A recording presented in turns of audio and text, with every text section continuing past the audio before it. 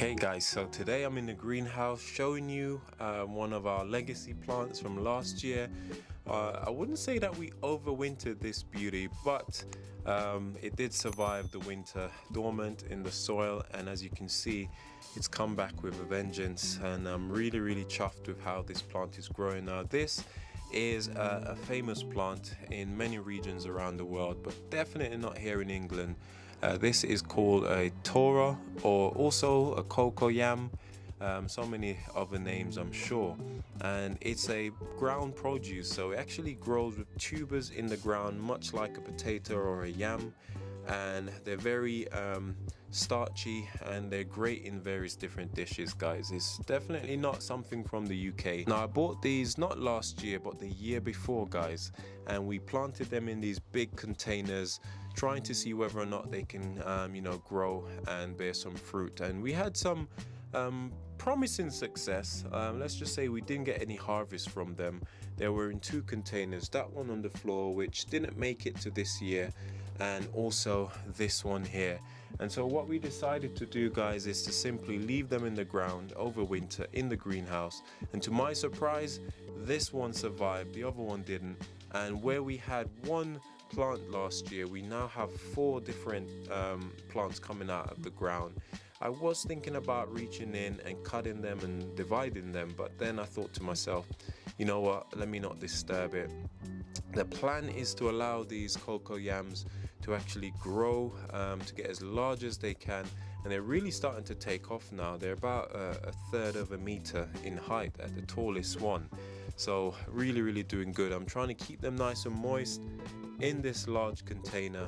And what happened the last year when we tried growing them is that the cold weather came way too early and they couldn't survive. The leaves started to change color, and I knew that they weren't going to make it. And then lo and behold, by the time sort of late November came and it got really chilly and into December, the leaves died back, and that was all she wrote. So this year what I'm planning on doing is to move this plant indoors.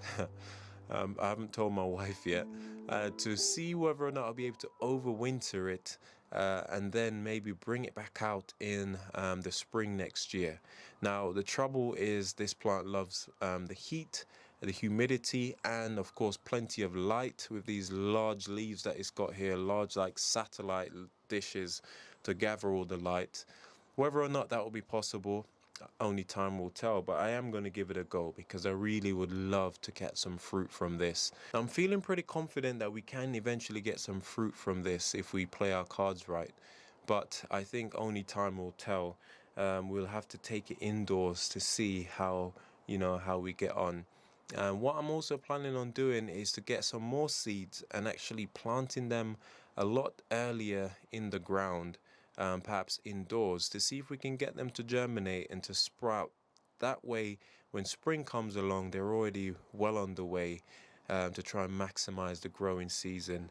But like I said, these cocoyams are looking really good.